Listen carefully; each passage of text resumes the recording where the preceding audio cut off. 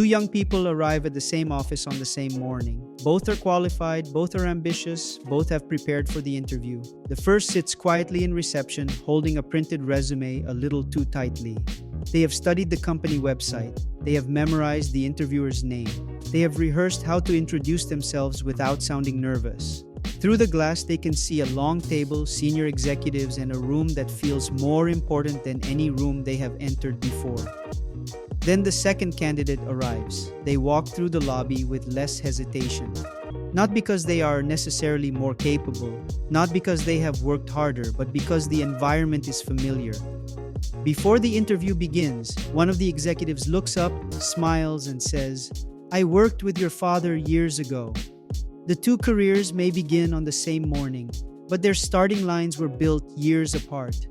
We usually think of inheritance as money, a house, a trust fund, a portfolio, a business passed from one generation to the next. But the most useful inheritance may never appear on a bank statement.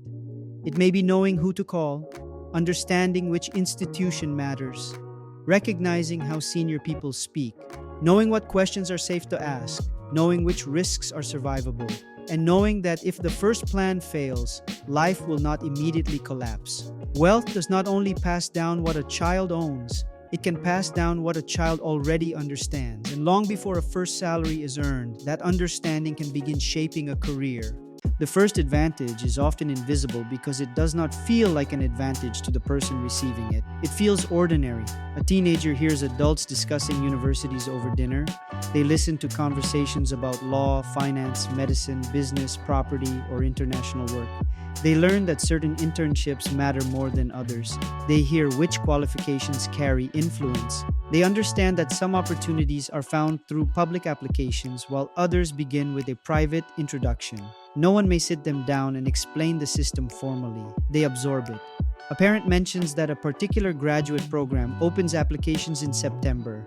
A family friend explains which department is actually growing. An older cousin warns them which employer looks prestigious but has little long-term value. A former colleague offers to review their resume. A neighbor says they should speak to someone they know. None of these moments guarantees success, but together they create a map. And many people enter professional life without one. The advantage is easiest to overlook when the person carrying it has never experienced its absence. They may believe they simply made sensible choices, and perhaps they did. But sensible choices are easier to make when useful information arrives early. Another advantage is familiarity. Important rooms stop feeling important when they resemble rooms you have already seen. A child may accompany a parent to a formal dinner. They may wait quietly during a professional meeting. They may attend a school function where executives, lawyers, investors, or senior officials are present. They may not understand the conversation, but they begin to understand the atmosphere, the clothing, the pace, the restraint, the way confident people introduce themselves without apologizing for being there. Years later, when they enter a boardroom, private office, university interview, or professional event, the setting does not feel completely foreign. They have seen the furniture before, they recognize the tone, they understand that powerful people are still people. This matters because unfamiliar environments can make intelligent people behave as though they are less capable than they are.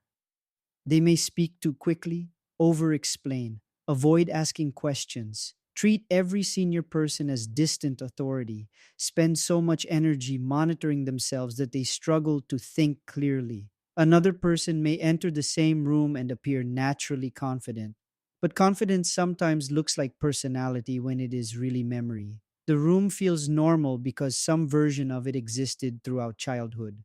This does not mean every child from an affluent family becomes composed or socially skilled. Money cannot guarantee confidence, and many people from modest backgrounds develop exceptional professional fluency through experience, discipline, and observation. The difference is that some people begin practicing much earlier. They learn how institutions behave before those institutions begin evaluating them. They become comfortable around authority before they need something from it. And that comfort changes behavior. A person who feels they belong is more likely to speak, ask, negotiate, Follow up, recover from an awkward moment, request an introduction, apply for something slightly beyond their experience. What looks like boldness may sometimes be familiarity wearing a confident face. Feeling comfortable inside the room is one advantage. Knowing someone inside can matter even more. Most people imagine networking as something that begins after graduation, a conference, a professional event, a carefully written message to a stranger. But for some young people, the network exists before the resume. It may include a parent's colleague, a family friend, an alumnus, a mentor, a neighbor, a classmate's parent, someone who can answer a question, clarify an opportunity, or make a short introduction. The introduction may be simple. I know the family. They are worth speaking with. Could you spare 20 minutes? It does not guarantee a job. It does not remove the need to perform, but it can remove the hardest first barrier, being noticed. One applicant enters through a public portal with hundreds of names. Another resume is forwarded privately to someone who is already expecting it. One person must prove they deserve attention. The other begins with borrowed attention. A connection does not complete the journey, but it can decide who is allowed to begin it. Research on social capital has shown that relationships across economic groups are strongly connected with upward mobility. Part of the reason is simple. Relationships carry information. They shape ambition. They explain unfamiliar systems. They introduce people to opportunities that may never appear in public. But proximity alone is not enough. Two students may attend the same school or university and still leave with very different networks.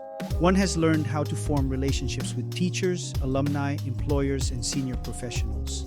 The other remains physically present but socially outside. The deeper advantage is not merely being near influential people, it is knowing how to become known by them. This is where institutions begin to matter.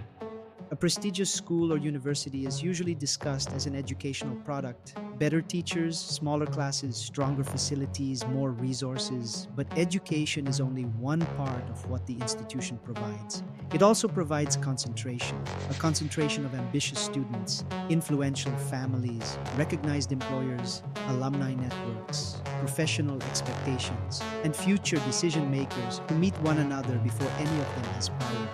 A classmate at 16 may later become a lawyer, an investor, a founder, a policy advisor, a hiring manager, a client.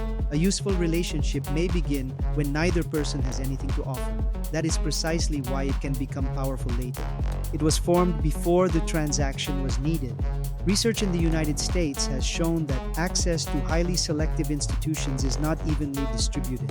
Students from very affluent families can be more likely to attend certain prestigious universities, even when compared with academically similar students from less affluent backgrounds. Those institutions can then influence entry into elite graduate programs, prestigious firms, and high-status professional networks. The lesson may end when the class is dismissed. The network does not. This does not mean families choose selective schools only for connections. Education matters, reputation matters, teaching quality matters, peer standards matter, but it would be incomplete to ignore the social environment. Some families are not only asking, where will our child receive the best education? They may also be asking, who will our child become familiar with there? The institution can quietly certify belonging. A name on a resume signals that the person has passed through a recognized environment. It may help employers interpret them before they have produced much professional evidence of their own. The institution stands behind the individual until the individual has built a reputation strong enough to stand alone. Access and education still do not explain the most psychologically powerful advantage: financial protection. Two graduates receive the same opportunity. It is prestigious, competitive, potentially valuable, and poorly paid. One can accept it, their rent is covered, their family can support the move. If the opportunity leads nowhere, they can return home, recover, and try again. The other graduate must decline, not because they lack ambition, because the salary does not cover rent, because they support relatives, because debt payments are due, because one wrong decision could create consequences that last for years. The difference is not always courage. Sometimes, it is the price attached to being wrong. A safety net can change which opportunities a person can afford to pursue. It can make space for an unpaid internship, a lower paid entry role with better long term potential, additional education, professional exams, relocation, creative work, a startup, a period of uncertainty, a chance to leave the wrong job before another one is secured. These choices are often praised as signs of bravery. But risk is easier to celebrate when failure does not threaten housing, healthcare, debt repayment, or family stability. Some people are praised for taking risks that others were never financially permitted to take. Research on occupational choice suggests that young people from higher income families may have more freedom to select work for qualities beyond immediate salary. Autonomy, meaning, intellectual interest, respect, long-term potential. Two people may eventually earn similar incomes, but one may have had more power to decide how that income would be earned. The advantage is not only earning more, it may be having enough protection to wait for better work. And when an experiment fails, the outcome can be radically different. For one person, a failed business becomes experience, a lesson, a story told later, a return to the family home, another attempt. For someone without protection, the same failure may mean unpaid bills, damaged credit, lost savings, delayed plans, or an obligation to accept the first available job. The mistake is identical. The recovery is not. Using a safety net is not a moral failure, but pretending the net did not affect the fall hides an important part of the story. This is why the phrase self-made can become complicated. A person may genuinely work, take risks, build skill, make difficult decisions, and still benefit from conditions they did not create. Effort and advantage can exist at the same time. The presence of one does not cancel the other. An introduction may open a meeting. It cannot guarantee competence. A family name may create attention. It cannot maintain respect forever. A selective institution may attract employers. It cannot perform the work. A safety net may make experimentation possible. It cannot create discipline, judgment, or character. Starting inside does not mean finishing first. It means beginning with fewer locked doors. And protection can create weaknesses as well as strengths. A child who is protected from every consequence may struggle to develop urgency. A family name can become pressure. A powerful network can create expectations. An easy introduction can place someone in a role they are not prepared to hold. Inherited advantage may reduce certain forms of friction while creating others. There are children raised around wealth who feel deeply uncertain. There are people raised without access who become extraordinarily composed, informed, and connected. The point is not that one group deserves success and the other does not. The point is that the race is often described as though everyone began with the same map. They did not. Some people begin with money, others begin with information, some begin with recognized institutions behind them. Others begin with the confidence that comes from repeated exposure. Some begin with a network. Others begin with enough financial protection to survive an early mistake. And some begin with several of these advantages at once. A person cannot choose the family they are born into, but understanding the mechanism matters because some parts of inherited advantage can be built deliberately. Institutional knowledge can be learned. A person can study how an industry recruits, which qualifications carry weight, where decisions are made, how progression works, which opportunities are public and which are relationship-driven. Professional exposure can be created through industry events, public lectures, associations, mentorship, informational conversations, communities where people exchange knowledge before they need favors.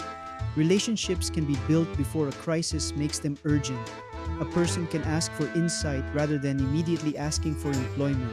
They can become useful before becoming needy. They can remain in contact, follow up, offer value, build trust slowly. Financial protection can also begin on a smaller scale. A modest emergency fund will never replicate generational wealth, but even limited savings can create a little more choice. The ability to leave one harmful job, take one professional course, survive one difficult month, decline one desperate decision. Parents without wealth can still pass down information. They can explain professional systems openly, introduce children to different forms of work, teach them how to communicate with authority, show them how institutions operate, help them enter rooms that may initially feel unfamiliar. A family may not be able to transfer a fortune, but it can begin transferring a map. Building these advantages later is harder than inheriting them early. That should not be disguised. A person creating a network from nothing is doing more work than someone maintaining one they received. A person building their first financial buffer is not in the same position as someone protected by family assets. But understanding the structure changes the conversation. It allows us to stop confusing familiarity with natural superiority, connections with pure merit, protected risk with exceptional courage, and inherited knowledge with instinct. The two young people from the beginning are still in the same office. One entered with a resume and uncertainty. The other entered with familiarity, introductions, and the quiet assurance that one bad result would not define their future. Neither person's ending has been decided. The connected candidate may fail. The outsider may become the most capable person in the room. But their beginnings were different, and beginnings matter. Wealth does not only leave children money, it can leave them a language, a network, a map, and enough protection to make an early mistake without allowing that mistake to become permanent. None of this guarantees achievement, but it changes the conditions under which achievement becomes possible. Some people begin by searching for the door. Others grow up knowing who is already inside. Which advantage do you think matters most before a career begins? The network, the confidence, the institution, or the safety net?